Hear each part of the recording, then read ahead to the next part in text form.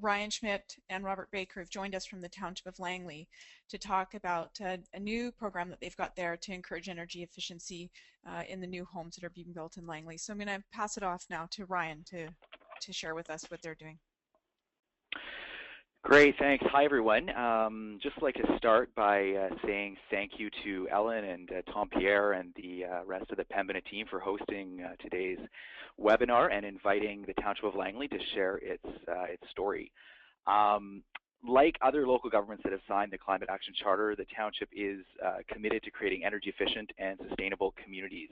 Our presentation this morning will focus specifically on two ways we're advancing the energy performance of new buildings in our municipality. So, as Ellen mentioned, my name is Ryan Schmidt. I'm the Township of Langley's Community Energy Manager. I'll be providing an introduction, some context, and then some details on a passive solar development permit area that we're considering for a new neighborhood in the township. And I am joined by Robert Baker. Robert is our Assistant Chief Inspector, and in a few moments he'll be introducing our Green Building Permit Rebate Program for new homes, the first of its kind in Metro Vancouver. So next slide, please. Okay, so just to start with a bit of context, the Township of Langley is a Metro Vancouver member municipality. We're located in the Fraser Valley, and we're home currently to roughly 100,000 residents. The township is expected to be among Metro's fastest growing municipalities over the next 30 years, growing by roughly 3% each year to over 200,000 residents by 2041. So with that increase in population, the number of homes in our municipality is expected to more than double from 35,000 to 80,000 units by 2041. So whereas some municipalities like Campbell River are interested in encouraging energy efficiency renovations and retrofits to existing buildings, the township is focusing on those 45,000 future homes that aren't yet built, where we could potentially influence improved energy performance from the early design stages. So next slide, please. So staff we've been exploring several ways to advance energy efficiency in our community. We've conducted extensive developer, landowner, and builder consultation, and we've tried to apply creativity and innovation to the tools that are available for local governments to influence energy efficiency. For the past 2 years, we've been working on a new neighborhood plan for the upcoming Latimer neighborhood, where we will use the legislative powers afforded by Bill 27 to implement a passive solar development permit area for energy conservation. In 2011, we established a platform for this work by adopting the voluntary solar hot water ready regulation that Ellen mentioned in her introduction, requiring all new single-family dwellings in our community to be constructed with the provision for a future rooftop-mounted solar energy system. And for the first time ever in a neighborhood plan, we are establishing an east-west road alignment in this new neighborhood in order to optimize solar access for the new homes and to maximize the impact of the passive design guidelines that we are considering for the DPA. So next slide, please. In addition to regulations, we are planning to use incentives to reward voluntary investments in energy efficiency and contributions to overall market transformation. In our consultation with developers, we heard that the incremental cost in a very competitive market was a significant barrier to investments in energy efficiency. So we know that the incentives will play an important role in the Township of Langley. So at this point, I will ask Robert Baker, our Assistant Chief Inspector, to explain the Township's recently adopted Green Building Permit Rebate Program for new homes. Thanks very much, Ryan. Next slide, please, if we could. All right. So, yeah, the township's approach in the Green Building Permit Rebate Program was to approach the building bylaw, actually, which was up for an amendment. So, the fee schedule for the building bylaw at the township here includes with it an attached appendix that outlines all the fees. And as part of this initiative, we basically created a new appendix that we are moving forward with to deal with the rebate program component. And it's currently set up as a one-year trial period. We'll be commencing January 1st, 2014.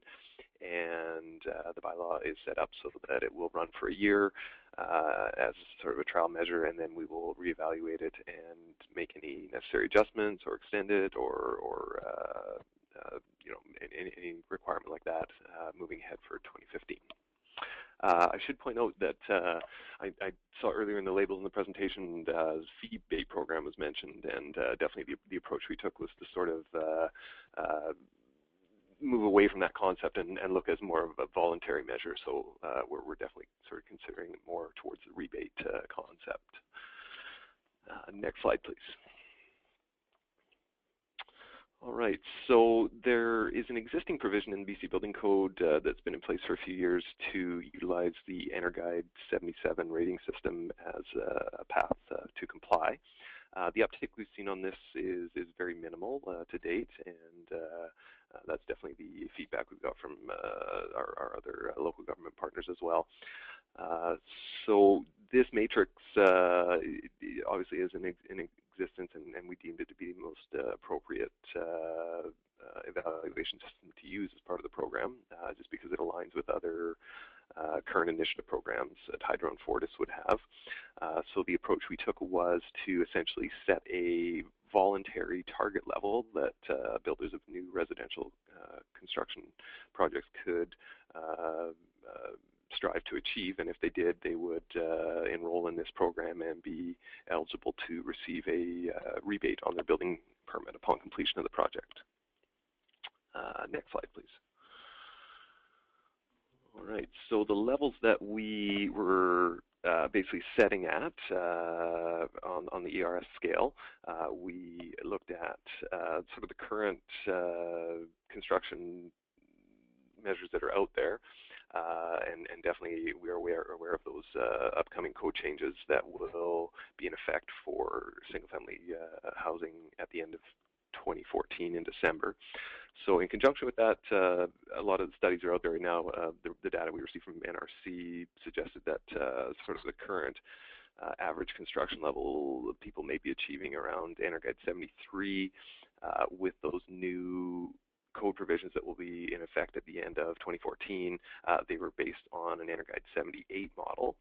So with our program, we set EnerGuide 80 for single family and EnerGuide 82 for multifamily type buildings as the target goals. If people do achieve these levels, the fees they're eligible to receive are $750 for single family dwellings and $150 for each multifamily dwelling.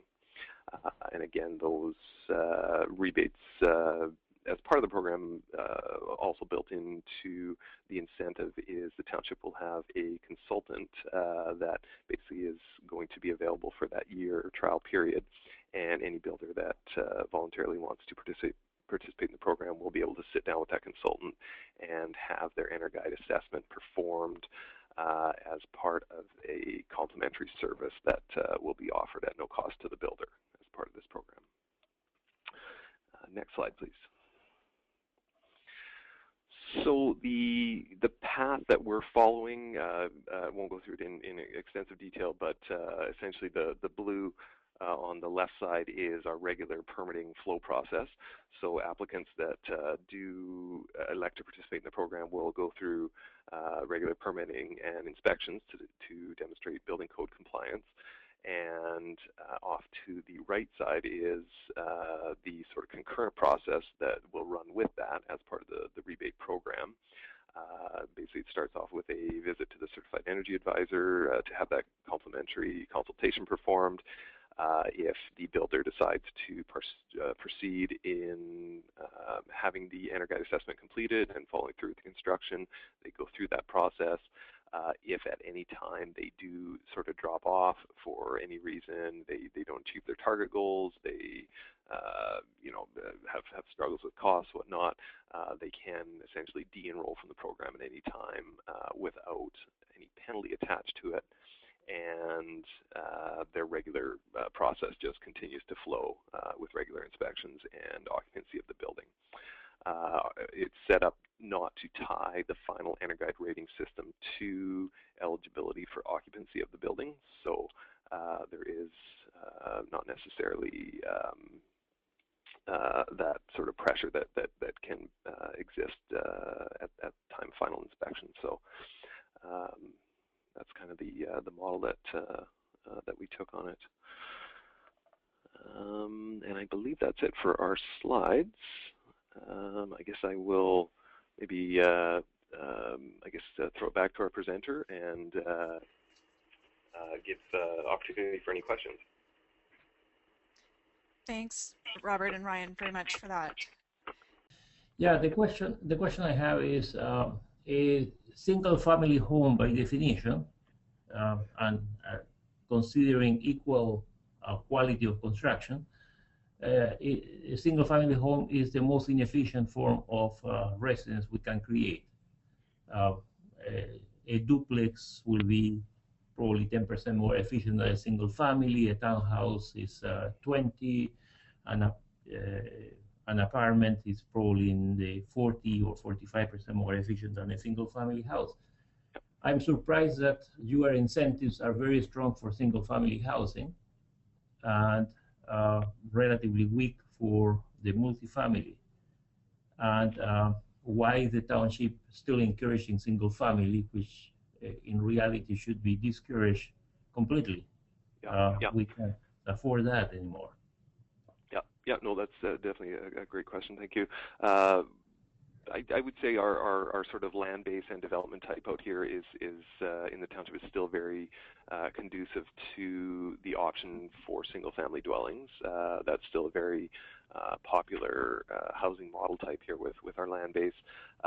With the levels that the goals were set at, definitely we had to look at what the construction cost increases were, and the levels were set basically in hopes that we would have a high uptake on a voluntary basis to achieve sort of moderate energy efficiency increases, rather than setting the target level too high and having a lower level uptake on the program. We did have a couple of other questions that came in from Angela. How much do you think it costs the homeowner to do the ERS certification afterwards? And that was followed up by a question about how did you decide on the permit rebate amount? So I think those questions are related. So I'll go ahead and answer the first question. So as part of our contract with the firm that we're selecting, the consulting firm with the certified energy advisors, we're asking for fixed blower door test rates along with Energuide registration and submission for the final rating. So that's part of the agreement between the township and the consulting firm, so that we have some price certainty there, so that we can let our builders know exactly what it will cost. Once we've got them into the program with the pre-construction plan evaluation, what exactly will cost them to complete the process. And it's looking like that cost will be around $200 to complete the process for the builder. So that will be their cost to achieve the Energuide rating at the end. And then the second question was with respect to how did we set the rebate level. So with that, we did quite an extensive sort of economic analysis We looked at all of the studies that were out there that were available. There was an Urbanics report. There was a Fortis BC study looking at the incremental cost to builders to achieve enhanced energy performance in their new construction projects. So to achieve the 80 and the 82 levels, we looked at what it would take, and then we also looked at the other rebates that were available. So from the utilities, the Power Smart New Home program through Fortis and BC Hydro, and we considered the impact of layering on top of those existing rebates. And we think like Robert mentioned earlier, we think we've hit a bit of a sweet spot with that, where whereby it will be enough for to influence some planning around energy efficiency and to lead to successful program uptake. We're somewhere around the 40% mark on both, on the single family dwelling and multifamily dwelling side. We're around the 40% mark in terms of a return on that capital investment. And that's rough. It ranges because the studies that are out there that have been done, they present ranges of upfront incremental costs. So it ranges, but we're about 40%.